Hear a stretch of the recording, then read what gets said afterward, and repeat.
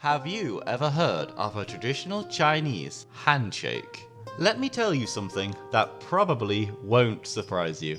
For most of Chinese history, a handshake was not a polite greeting. In fact, if you shook someone's hand in ancient China, people would probably think you'd lost your mind. Or worse, that you were attending a funeral. Yeah, in ancient China, handshakes were basically bad luck. So let's look at the history of shaking hands. First, where handshakes really began. Anthropologists say the handshake probably started back in the Stone Age. Imagine two cavemen meeting in the forest, each carrying a big club. To show they weren't about to smash each other's skulls, they drop the weapon, open their palms, and let the other guy check. Over time, this evolved into today's handshake, a peace treaty in palm form. In Europe, knights did something similar. They wore iron gauntlets, carried swords, and looked terrifying. So they'd take off their gauntlets and shake hands to prove, relax, I'm not about to stab you. Meanwhile, in China, the Chinese had their own system of greetings, and it looked completely different. No handshakes. Instead, you bowed, clasped your fists, or, in very serious situations, knelt and even touched your head to the ground.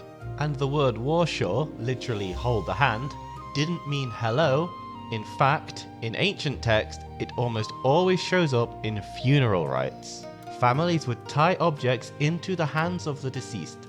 Coins, jade, maybe a favorite trinket, so they wouldn't go empty-handed into the afterlife. This was called shǒu. So yes, in ancient China, a handshake meant the guy has passed away and we're sending him off with souvenirs. Not exactly the vibe you want at a business meeting. But what about shǒu yan huang? Now here's where it gets tricky. There's a famous phrase, shǒu yan huang, which literally translates to holding hands and talking happily. Does this mean they actually shook hands? Nope, it just meant two buddies were super close, like clasping arms and refusing to let go. More bro hug than handshake. And in other books, shǒu meant clenching a fist or using two hands to scoop up water. Same word, different meaning. Definitely not a handshake. So when did China start shaking hands?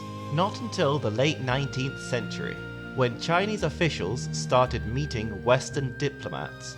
They noticed these foreigners had a strange habit of grabbing hands and pumping them up and down. At first, the Chinese described it as la shǒu, literally pulling hands, because nobody knew what else to call it. Eventually, the modern handshake caught on, and today it's standard in China just like everywhere else. So next time you shake hands, remember, in Europe, it started as a way to show you weren't a threat. In China, it started as a way to send grandma to the afterlife with a jade bracelet. One ritual, two totally different worlds.